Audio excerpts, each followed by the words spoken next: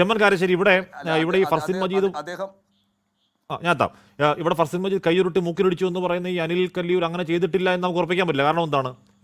ഒരു കേസിന് ബലത്തിനോട് എഴുതി പിടിപ്പിച്ചാണെന്ന് പറയാൻ കഴിയില്ല. കാരണം എന്താണ്? മറ്റേ അനിൽ തന്നെയാണ്. ഏത് നമ്മുടെ നവകേരള ബസ്സിൻ്റെ സമയത്തെ ഈ യൂത്ത് കോൺഗ്രസ്സുകാരുടെ മണ്ടയടിച്ച് കയറാൻ ഇറങ്ങി വന്ന അനിൽ കല്ലിയൂർ. അതുകൊണ്ട് അദ്ദേഹത്തിന് ഇത് ശീലമുണ്ട്. പോട്ടെ, ചെമ്മൻ കാരശ്ശേരി എയർപോർട്ടും വിമാനത്തിനകവും ഒക്കെ സ്പെഷ്യൽ സെക്യൂരിറ്റി മേഖലയാണ്. അവിടെ ഈ പറയുന്ന പോലെ എങ്കിലും മുദ്രാവാക്യമാകാമോ, പ്രതിഷേധങ്ങളാകാമോ എന്നത് വേറെ ചോദ്യം. പക്ഷെ അന്നുണ്ടായത് ഈ പറയുന്ന പോലെ പ്രതിഷേധം യൂത്ത് കോൺഗ്രസ് സിന്ദാബാദ് എന്ന കേവലം മുദ്രാവാക്യം മാത്രമാണെന്ന് എല്ലാവർക്കും അറിയാം. കേസെടുത്തവർക്കറിയാം, അത് പിണറായി വിജയൻ അറിയാം, അത് ഇ.പി. ജയരാജൻ അറിയാം, അത് CPM അറിയാം, നമുക്കെല്ലാവർക്കും അറിയാവുന്നതാണ്. അതിൽ അനുപാതരഹിതമായി ഈ പെരുപ്പിച്ച് മാരകമായ വകുപ്പൊക്കെ ഇട്ട് കാപ്പൊക്കെ ചുമത്തി ഭീകരവൽക്കരിക്കാൻ നോക്കിയതിൻ്റെ തിരിച്ചടിയല്ലേ ഇപ്പോൾ കോടതിയിൽ ഇ.പിക്കെതിരെ ഉണ്ടാവുന്നത്? അങ്ങനെ തിരിച്ചടികളല്ലേ പല കേസുകളിൽ ഉണ്ടാവുന്നത്? അത് പോയ സർക്കാരിനല്ല, ഭരിക്കുന്ന സർക്കാരിനും വരാനിരിക്കുന്ന സർക്കാരുകൾക്കൊക്കെ ഒരു രാഷ്ട്രീയ പാഠവുമല്ലേ ശ്രീ എം എൻ കാരശ്ശേരി? ഹഷ്മി, ഈ സമയത്ത് എനിക്ക് ഓർമ്മ വരുന്നത് വളരെ പ്രസിദ്ധമായൊരു വാക്യമാണ്. നീതി വൈകിയാൽ നീതി നിഷേധിക്കപ്പെട്ടു. Justice delayed, justice denied. അത് പറഞ്ഞത് 19-ാം നൂറ്റാണ്ടിൽ 4 തവണ UK പ്രൈം മിനിസ്റ്ററായിരുന്ന വില്യം ഗ്ലാഡ്സണാണ്. അത് വളരെ പഴയ ഒരു ആശയമാണ്. അത് മനുഷ്യൻ്റെ പൗരാവകാശ സമരത്തിലെ വളരെ പ്രധാനപ്പെട്ട ഒരു രേഖ, മാഗ്ന കാർട്ട. അതിൽ അന്നത്തെ ബ്രിട്ടനിലെ രാജാവ് കിങ് ജോൺ ഒപ്പിടുമ്പോൾ അദ്ദേഹം കൂടി ഏറ്റുപറഞ്ഞ ഒരു കാര്യമാണ്, ഞാൻ നീതി നിഷേധിക്കുകയോ നീതി വൈകിക്കുകയോ ചെയ്യുകയില്ല. മാഗ്ന കാർട്ട ഒപ്പിട്ടത് 9 നൂറ്റാണ്ട് മുമ്പാണ്. കൃത്യമായിട്ട് പറഞ്ഞാൽ 1215 ജൂണിൽ. വളരെ പ്രധാനപ്പെട്ട ഒരു കാര്യമാണ്, നീതി വൈകാൻ പാടില്ല, നീതി വൈകിയാൽ നീതി നിഷേധിക്കപ്പെടുന്ന. ഞാനിപ്പോൾ ഓർക്കുന്ന ഒരു കാര്യം, 1970 നക്സൽ വർഗീസിനെ പോലീസ് വെടിവെച്ച് കൊന്നത്. അന്ന് വാർത്ത വന്നു, ഏറ്റുമുട്ടലാണ് മരിച്ചത്. അന്ന് പൊതുവെ ഞാൻ BA പഠിക്കുന്ന കാലത്താണ്. അപ്പോൾ അന്ന് പൊതുവെ നാട്ടിലൊക്കെ വർത്താനുണ്ടായിരുന്നു, അത് ഏറ്റുമുട്ടലൊന്നാവില്ല, ഇവർ വെടിവെച്ച് കൊന്നായിരിക്കും.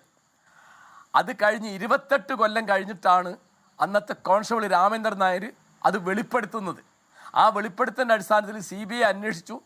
അതിൽ കുറ്റവാളിയായ ഉന്നത പോലീസ് ഉദ്യോഗസ്ഥൻ ലക്ഷ്മണയെ ജീവപര്യന്തം തടവിൽ ശിക്ഷിച്ചു. അപ്പോഴേക്ക് 40 കൊല്ലം കഴിഞ്ഞു. 40 കൊല്ലം കഴിഞ്ഞിട്ടാണ് നക്സൽ വർഗീസിൻ്റെ കൊലയാളികളെ നമ്മുടെ നീതിപീഠത്തിന് ശിക്ഷിക്കാൻ പറ്റിയത്. അപ്പോൾ ഇത് ഇവിടുത്തെ പൊതുവെയുള്ള ഒരു പ്രശ്നമാണ്. പിന്നെ ഇപ്പോൾ നമ്മുടെ മുഖ്യമന്ത്രിയെ കൊല്ലാൻ ശ്രമിച്ചു എന്നുള്ള എന്തൊരു കൂടിയ വാക്കുകളാണെന്ന് ആലോചിച്ച് നോക്കൂ. ഇപ്പോൾ 2026 ആദ്യത്തിൽ ഞാൻ ചോദിക്കുന്നത് ആഷ്മി, ഒരാളെ കൊല്ലാൻ തീരുമാനിക്കുന്ന ആൾ വിമാനത്തിനകത്താണോ കൊല്ലാൻ നോക്കുക? അത് സാധ്യമാണോ? ആരെ കൊല്ലാൻ വിചാരിച്ചാലും. കാരണം അവിടെ എത്ര സുരക്ഷിതമായ രീതിയിലാണ് എല്ലാവരും ഇരിക്കുന്നത്. അപ്പോൾ അത് വെറുതെ, അതായത് കരിങ്കൊടി കാണിക്കുക, കറുത്ത കുപ്പായമിടുക, കറുത്ത മുഖാവരണം ധരിക്കുക തുടങ്ങിയുള്ളത് പോലും അദ്ദേഹത്തിന് ചതുർത്ഥിയായിരുന്നു. അപ്പോൾ അതാണല്ലോ ഇപ്പം ശ്രീ E.P. ജയരാജൻ അതിനെപ്പറ്റി എന്താ പറയുന്നത്? നവകേരള സദസ്സിൻ്റെ മുമ്പിൽ, നവകേരള യാത്രയുടെ മുമ്പിൽ കരിങ്കൊടി കാണിച്ച് യൂത്ത് കോൺഗ്രസ് പ്രവർത്തകർ അതിൽ തല്ലുകൊണ്ട് ശ്രീ തോമസ് ഇപ്പോൾ അവിടെ MLA ആയി. അപ്പോൾ നാട്ടുകാർ ഇതൊക്കെ കാണുന്നുണ്ട്. അപ്പോൾ ഏറ്റവും പ്രധാനപ്പെട്ട കാര്യം എന്താണെന്ന് വിചാരിച്ചാൽ, ഈ നീതി എന്നുള്ളത് ആർക്കും അവകാശപ്പെട്ടതാണ്. അതിൻ്റെ പുറത്തിപ്പോൾ നമ്മുടെ കാലത്തെ വളരെ തമാശയുള്ള ഒരു കള്ളം പറഞ്ഞ കേസല്ലേ ആരോഗ്യമന്ത്രി ശ്രീമതി വീണ ജോർജിനെ കൊല്ലാൻ പോയി എന്ന് പറയുന്നത്? അത് ആരാ പറയുന്നത്? ഞാൻ അമ്പരന്ന് പോയി. നമ്മുടെ സംസ്ഥാനത്തെ നിയമസഭാ സ്പീക്കർ പറയാണ്, പിന്നെ മുഖ്യമന്ത്രി പറയാണ്. ഇതൊക്കെ കഴിഞ്ഞിട്ടോ ICUന്ന് അവരെ സാധാരണ ഒരു രോഗിയെ ഡിസ്ചാർജ് അവരെ കാറിൽ വീട്ടിലേക്ക് കൊണ്ടുപോയി. അതൊരു, അതായത് സത്യാനന്തര കാലം എന്നുള്ള നമ്മുടെ ഇന്നത്തെ ഒരു പറച്ചിലുണ്ടല്ലോ, അതിൻ്റെ ഒന്നാം തരം ഉദാഹരണമാണ് ആ ശ്രീമതി വീണ ജോർജിനെ കൊല്ലാൻ പോയി. ഗറില്ല യുദ്ധമുറ എന്നാണെന്ന് പറഞ്ഞു. എവിടെ? 3 മണിക്ക് കണ്ണൂർ റെയിൽവേ സ്റ്റേഷനിൽ 30ഓളം പോലീസുകാരുടെ നടുവിൽ നിൽക്കുന്ന മന്ത്രിയെ 4-5 ചെറുപ്പക്കാർ കൊല്ലാൻ വന്നു. അവരുടെ കയ്യിൽ കറുത്ത കൊടി മാത്രമേ ഉണ്ടായിരുന്നുള്ളൂ. അവരൊക്കെ 10-15 ദിവസം ജയിലിൽ കിടന്നു. ഇപ്പോൾ ഈ കുട്ടികളിപ്പോൾ 4 കൊല്ലമായിട്ട് കഷ്ടപ്പെടുന്നു പറയുന്നു. അപ്പം എതിരായിട്ടൊരു വാക്ക് മിണ്ടിപ്പോവരുത്, അത് നീയൊക്കെ അനുഭവിക്കും എന്നുള്ളതാണ്. പിന്നെ പിണറായി ഗവൺമെൻറ്റിൻ്റെ കാലത്ത് ഇത്തരത്തിലുള്ള നീതി ആർക്കും കിട്ടിയിട്ടില്ല എന്നുള്ളതിന് നമുക്ക് എത്രയെങ്കിലും ഉദാഹരണമുണ്ട്.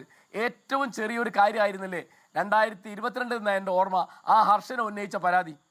എത്ര എളുപ്പം അത് തീർന്നു. ഇപ്പോൾ വി ഡി സതീശൻ മുഖ്യമന്ത്രിയായപ്പോൾ ഒരു സ്ത്രീയുടെ വയറ്റിനകത്ത് കത്രിക വെച്ചു എന്ന് അവർ മാസങ്ങൾ കഴിഞ്ഞ് മനസ്സിലാക്കി അവരത് പരാതിയായിട്ട് വരുന്നു. നടപടി എടുക്കാലോ, എടുത്തില്ല. 4 കൊല്ലം അവർ റോട്ടിലായിരുന്നു. ആലോചിച്ച് നോക്കൂ. ഇപ്പോൾ ഏതൊക്കെ കേസ്, ഇപ്പോൾ വാളയാർ കേസ് 2017 അത് CBIക്ക് വിടുന്ന എല്ലാവരും പറഞ്ഞു. അത് കുറേ കാലം പിടിച്ചു വെച്ചു, CBIക്ക് വിട്ടു.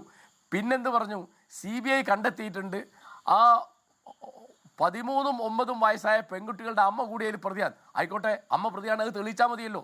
അമ്മ പ്രതിയാണെന്നോ അല്ലാന്നോ ഞങ്ങളാരും പറഞ്ഞിട്ടില്ല, മാധ്യമങ്ങൾ പറഞ്ഞിട്ടില്ല, പൗരാവകാശ പ്രവർത്തകർ പറഞ്ഞിട്ടില്ല. അപ്പോൾ ഇത്തരത്തിലുള്ള ക്രിമിനൽ കുറ്റങ്ങൾക്ക് ഇപ്പോൾ നവീൻ ബാബുവിൻ്റെ കേസ് ആലോചിച്ച് നോക്കൂ. അവരെന്താ പറഞ്ഞത്, CBIക്ക് ഇവിടെ എന്താ പറഞ്ഞത്, അതിപ്പോൾ വിട്ടു. അപ്പോൾ അതുവരെ എന്തിനാണത് പിടിച്ചു വയ്ക്കുന്നത്? അതൊക്കെ ഞങ്ങൾക്കെതിരായിട്ട്, അതായത് ഗവൺമെൻറ് എന്ന് പറയുന്നത് ചോദ്യം ചെയ്യാനോ പ്രതിഷേധിക്കാനോ പ്രതിരോധിക്കാനോ പറ്റാത്ത ഏതോ വിശുദ്ധമായ രാജപദവിയാണ് എന്ന തരത്തിൽ മനസ്സിലാക്കിയിട്ടാണ്. അപ്പോൾ ഇനിയിപ്പോൾ അത്ര ഒരുപടി ഉണ്ട് പറഞ്ഞാൽ ഒരുപാട് പറയാനുണ്ട്. മാത്രമല്ല പക്ഷേ ഇപ്പോൾ ഈ നവകേരള ബസ്സിന് ഷൂ എറിഞ്ഞ് ആ ഷൂ കാരണം ബസ് മറിഞ്ഞ് അത് മുഖ്യമന്ത്രിയുടെയും മന്ത്രിമാരുടെ മരണത്തിന് കാരണമാകും എന്ന് പറഞ്ഞ് വധശ്രമത്തിന് കേസെടുത്ത FIR ഒക്കെ കോമഡി FIR ഏത് ഷൂ എറിഞ്ഞത് ബസ് മറിച്ചിട്ട് മുഖ്യമന്ത്രിയെയും മന്ത്രിമാരെ കൊല്ലാനാണ്. അപ്പോൾ അത് വെച്ച് നോക്കി കഴിഞ്ഞാൽ ബാക്കി ഉള്ള വധശ്രമം ചുമത്തലും ഈ പറഞ്ഞ എയർക്രാഫ്റ്റ് റൂളൊക്കെ ഒന്നുമില്ല. ഞാൻ അങ്ങനെയൊക്കെ എത്താം. പക്ഷേ